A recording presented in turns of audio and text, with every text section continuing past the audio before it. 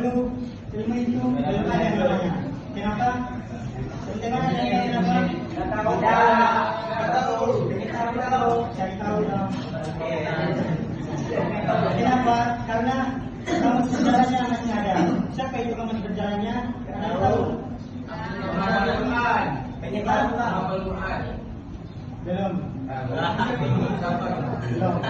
Ada tahu?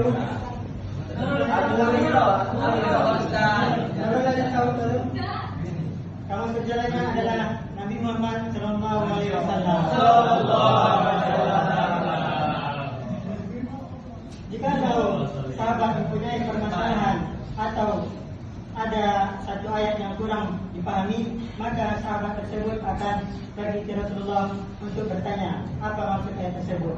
Kemudian Nabi Muhammad SAW menjelaskan kenapa ayat tersebut bisa turun. Itu disebut dengan asbabun nuzul, dan Nabi Muhammad akan menjelaskan cara membacanya. Semuanya masih bersifat hafalan dan lisan. Beriringnya waktu setelah Nabi Muhammad SAW wafat dan Islam juga menyebar ke luar kota Arab, orang-orang dari Persia, Romawi, bahkan Afrika semuanya masuk Islam. Dan masalah pun muncul. Banyaknya para penghafal Al-Quran yang gugur dalam peperangan. Kemudian orang Arab mulai salah membaca harokat dan munculnya perdebatan tentang cara membaca Al-Quran dengan benar. Melihat hal tersebut, sahabat Nabi seperti Abu Bakar dan Utsman bin Affan mengambil langkah darurat, yaitu membukukan Al-Quran. Inilah titik awal ilmu tentang penulisan atau namanya Rasmul Mushaf dan sejarah awal pengumpulannya ayat-ayat Al-Quran. Kemudian apa sajakah cabang ilmunya? Di dalam ilmu Al-Quran ada beberapa cabang yang sering digunakan. Yang pertama itu ada asbabun nuzul, yang mempelajari tentang latar belakang atau penyebab peristiwa terjadinya turunnya ayat tersebut. Kemudian ada ilmu qiraat, mempelajari variasi cara membaca Al-Quran dengan benar. Terus ada nasikh wa mansukh, mempelajari sejarah penetapan hukum dalam ayat Al-Quran. Kemudian ada ilmu tafsir. Ini adalah cabang yang paling populer, yaitu ilmu yang menjelaskan tentang makna yang mendalam dari sebuah ayat Al-Quran. Berikutnya ada perbedaan ilmu Al-Quran dan ilmu tafsir. Banyak orang yang seringkali tertukar antara kedua ini. Ilmu Al-Quran adalah peta lengkapnya. Dia membahas tentang sejarah, cara baca Al-Quran dan metodologinya. Sedangkan ilmu tafsir adalah proses menyelaminya dengan dalam. Dia adalah salah satu bagian dari ilmu Al-Quran juga, tetapi terfokus pada dengan menjelaskan ayat demi ayat dalam Al-Quran. Berikutnya ada relevansi sejarah modern. Ilmu Al-Quran ini bukan saja ilmu yang jadul.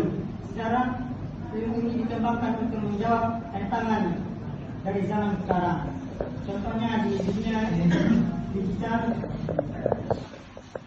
misalnya HP ketika kita mau membaca Al-Quran, kita langsung saja dengan HP kita cari misalnya aplikasi atau web, contohnya Quran.com atau Muslim.pro dan lain sebagainya.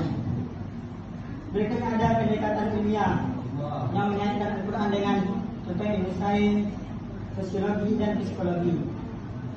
Contoh ayat yang berkaitan dengan Al-Quran yang sains adalah ayat Toha ayat 53, menjelaskan yang artinya dan kami turunkan air hujan dari langit, kemudian kami tumbuhkan dari air hujan tersebut jenis-jenis tumbuhan dan berbagai macam-macam tumbuhan. Quran surat Toha ayat 63.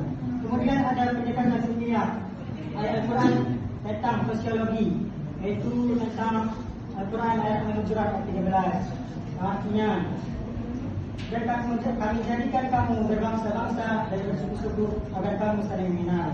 Berikutnya ada ayat suci Al-Quran berkaitan dengan psikologi, yaitu surat At-Tin ayat 4, laqad khalaqnal insana fi ahsani taqwim. Dan kami jadikan manusia dalam bentuk yang sebaik-baiknya. ilmu Al-Quran adalah kunci bagi kita semua agar bisa memahami pesan dari Allah SWT secara cerdas, bijak, dan tidak asal-asalan. Membaca Al-Quran tanpa ilmu diibaratkan dengan berjalan di dalam hutan, tidak ada kompas. Kita akan kehilangan arah. Dan dahulu ada cerita ilmu Quran adalah sebuah percakapan antara Nabi Muhammad dengan sahabat di teras Masjid Nabawi. Namun seiringnya Islam meluas ke samudera dan benua, percakapan itu berubah menjadi kebutuhan dunia. Para ulama kemudian menyusun pada ilmu agar keaslian Al-Quran tetap terjaga dari zaman ke zaman. Jadi saat kita belajar ilmu Al-Quran pada saat ini, kita sebenarnya merawat warisan yang dijaga dengan nyawa para terdahulu dan kita para ulama pada 14 abad lamanya. Baiklah, sekian presentasi yang dapat saya sampaikan. Assalamualaikum warahmatullahi wabarakatuh.